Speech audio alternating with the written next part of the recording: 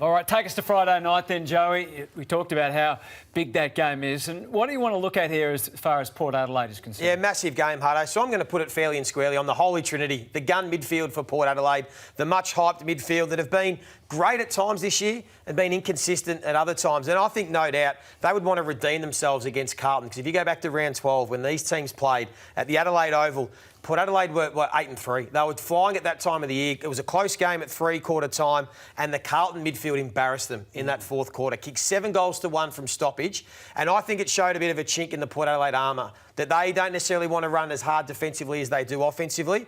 And I think from this game, it shocked them a little bit. They went on to lose their next couple comprehensively as well, and it just started a little rut. So there was no Rosie this night. Zach Butters was well beaten by Chincotta.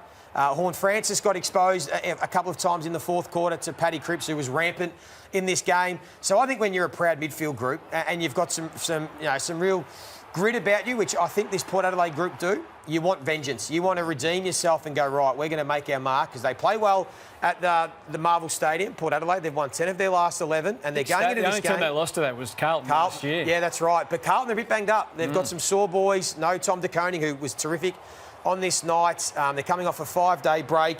And I just think all signs point to a Port Adelaide midfield group fully fit and healthy now. Rosie, back to some of his best form. Butters, if he just puts away the aggression and the lip and just gets back to footy, and Horn Francis, Ollie Wines and Willem Drew, they should want to get back at this Carlton group, because this is going to be where the game's won or lost. Make no mistake, when Port Adelaide win, it's off the back of their midfield and their clearance numbers in particular. It was obvious they were the scores, 7 goals, as I said, to 1 in that fourth quarter. And this is what happened post that game. So if you look at round 0 to 11, before that contest, it was their strength. That's how they play, Port Adelaide. You win clearance, they play in their front half, they apply pressure, and they were beating up on most teams. But from that point, for whatever reason, it's dropped away.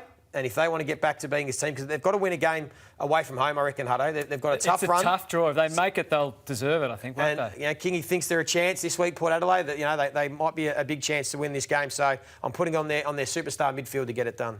All right, so Carlton, Sydney and Freo, 3 of the top 4. It's not an easy run home, is it, for Port Adelaide? The Blues get McGovern back, and obviously Pitnet, but as you said, no Akers, and TDK is out of that team as well. There's the Carlton run home. Which way are you leaning in the end? I'm still leaning towards Carlton, I think, yeah. Hard to tip teams on the road. You go bad doing it. You lose tipping comps, tipping teams on the road. Even though they've got a strong record there. Let's have a look and see what happens either way, shall we, with our predictive ladder? Yeah, we'll take a look at the results. So if Carlton win, this is what will happen to the ladder. So it just leaves Port Adelaide in a precarious situation with the Sydney Swans to come next week.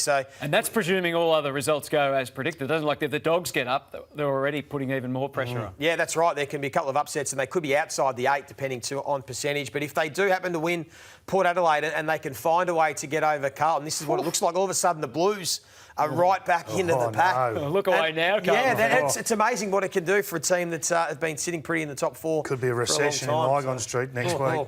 Massive game. Top 4, that'd be alarming, wouldn't it? Yeah. I mean, we've talked glowingly about Carlton for weeks. Can't see that happening, can you? Can you see them getting rolled? I could see. I think I've tipped Carlton, but I could absolutely could. Where did you finish in the end? I finished with Carlton, but I'm not overly confident. But I think they should win. All right. Where are you going to take us with the coaching conundrum, Kingy? You always have a crack at me about Geelong. This wouldn't be about North, would it? No. Well, the coaching conundrum is what I want to talk to Joey about. Is young teams developing, and particularly in midfield first. So when you're rebuilding a club, which the Kangaroos have done a couple of times over the last 10 years, when you start to win your fair share of footy, Joey, and how excited these young guys are getting, they're starting to win a lot of clearances, but they're not getting much from it. So I'm just having a look at some vision and the numbers just to explain what that looks like. So you can see there, since round 14, top 4 in the competition, again, their hands on the ball, converting that into a clearance, it falls away a little bit, and then to score from those, worst team in the competition. So it's just a discussion piece as to they tend to lose their vision through, I don't know whether it's through excitement or just the pressure of the situation, that they can't scan for better options, whether it be by hand or by foot. They've had easier ways to take the ball forward. The hard work's done here. There's an easy handball to be given there. There's an easy chip out wide. There's an easy short. But they've just got the blinkers on, Joey, and just want to go. How long does this take to get through this phase. Yeah, it does, because you go through stages as a young midfielder or a player. You want to play well, you want your hands on the footy, and then your intent's the right thing. They've got the right intent to want to drive the ball forward. You think, well, if I get it inside 50, I'm doing the right thing. But the next layer of a midfielder is to have the composure to say, right, there's a better option. If I just hold on to it for a fraction longer, if I just take an extra half second. So the game slows down for you the more football you play. You get a bit more sense of feel for it, as opposed to just trying to get more possession and more bang for buck. So you're right, it's a good point, and they will get there because they've got the talent. They just need more time. I'd love to see them promote the extra handball. So when we get out of stoppage, or when they get out, particularly at centre bounce, promote that extra give, that extra forward handball, and just see if you can get more bang for buck. He might not win as many clearances or as frequently come out as aggressive as that, but if you can get the extra scoreboard return, I think the whole thing will lift. They're not far away, Hutto.